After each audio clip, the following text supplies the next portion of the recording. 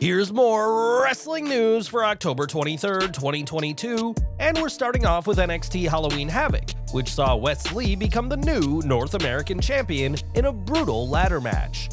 During a spot in the match, Wagner tried to position the ladder between the ring and the barricade in front of the live crowd, which nearly went very wrong.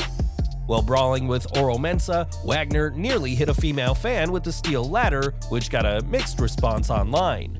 While some tweeted that they found the botch hilarious, others branded Wagner unsafe, and the crowd in the venue quickly gave him an asshole chant. This wasn't the only risky spot involving Wagner, as before winning the match, Wagner threw Wesley out of the ring, which elicited responses online. Ultimately, no one was seriously hurt, and the fan was not hurt at all, but the second-generation Wagner may want to be more careful the next time he's in a high-profile match. It was back in May that Sasha Banks and Naomi walked out of Raw over creative differences with Vince McMahon. WWE responded by suspending both women and calling them unprofessional, and at one point, it was believed they were both done with the company. That is no longer the case, as Banks and Naomi are expected back soon, and in the boss's case, it could be incredibly soon. On Instagram, Banks shared an image from training, complete with wrestling shoes and a knee brace, with the message, "It's go time." In fact, we know exactly where Banks was training, as on Instagram, the Lucha Libre Barcelona account shared an image of Banks with their class of trainees. By all accounts, this training session is the former women's champion's first time in the ring since May, and yet another sign of her impending return.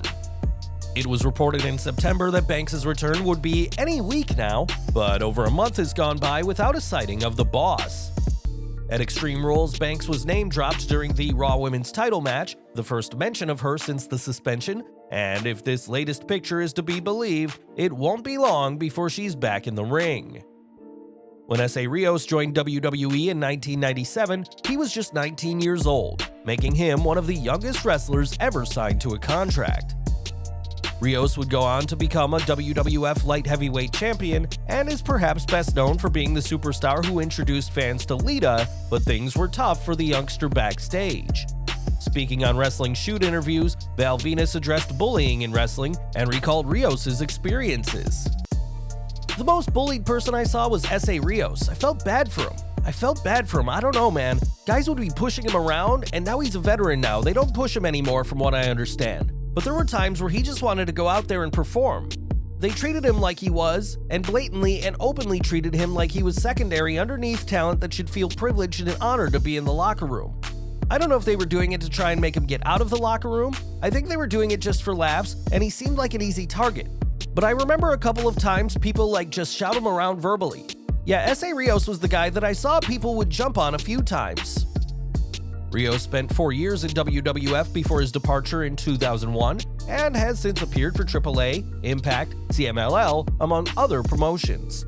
While WWE has brought back countless past stars, Rios has never returned, not even for a one-off appearance, and from the sounds of it, it's unlikely he'd be willing to come back to the company. This week, AEW lost a member of their family, as lead video engineer Brian Muster sadly passed away. Muster had been with AEW since the start, and a GoFundMe has been set up for his family. But that's not all that has happened. After this week's AEW Rampage went off the air, Tony Khan appeared and spoke to the fans about Muster, nicknamed Mongo, and called that night's show one of the most challenging days of work ever. Khan said he and the roster would appreciate it if fans would chant Muster's name, which the crowd gladly did, much to Khan's delight, and the many wrestlers in the ring. Brian Muster had been in the entertainment industry for 13 years before his sudden passing this week, and while he wasn't a mainstay of AEW programming, the fans will never forget him and all his hard work. The last time fans saw Malakai Black, he was blowing a kiss to the fans at All Out, which many saw as his departure from AEW.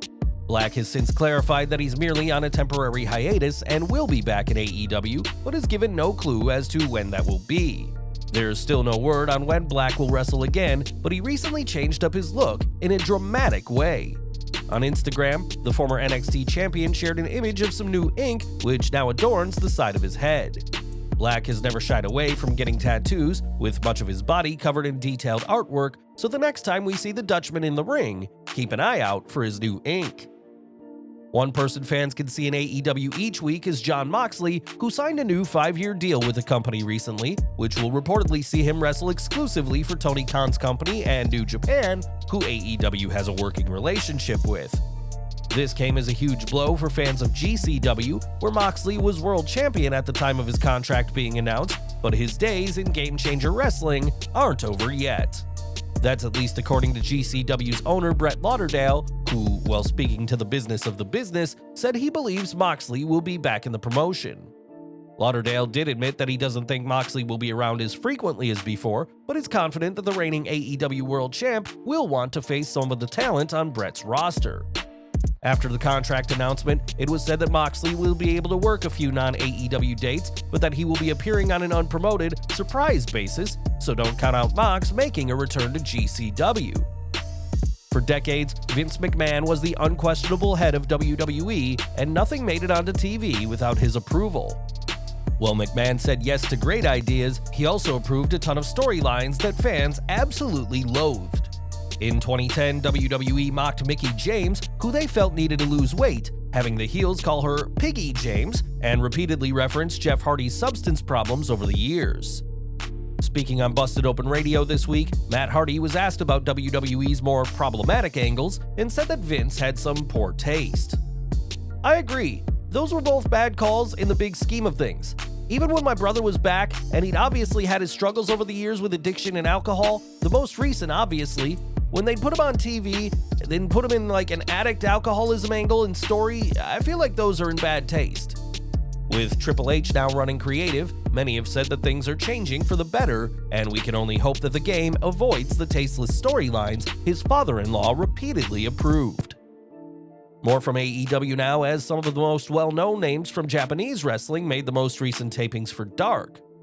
The Wrestling Observer newsletter has learned that Gato Moves Mei Suruga returned to AEW and teamed up with her mentor, Emi Sakura, in a losing effort against Hikaru Shida and Toni Storm. Suruga first appeared in AEW as part of last year's AEW Women's World Title Eliminator Tournament, where she lost to Yuka Sakazaki in the first round. Dragon Gate also saw representation in AEW as SP Kento and La Estrella teamed in a losing effort to AEW's Dante Martin and Matt Sydal.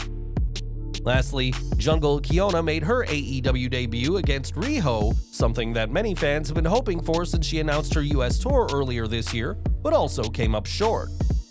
These Japanese stars may not have got any wins, but it's still interesting that they were featured on Dark, and perhaps this isn't the last time we've seen any of them in AEW.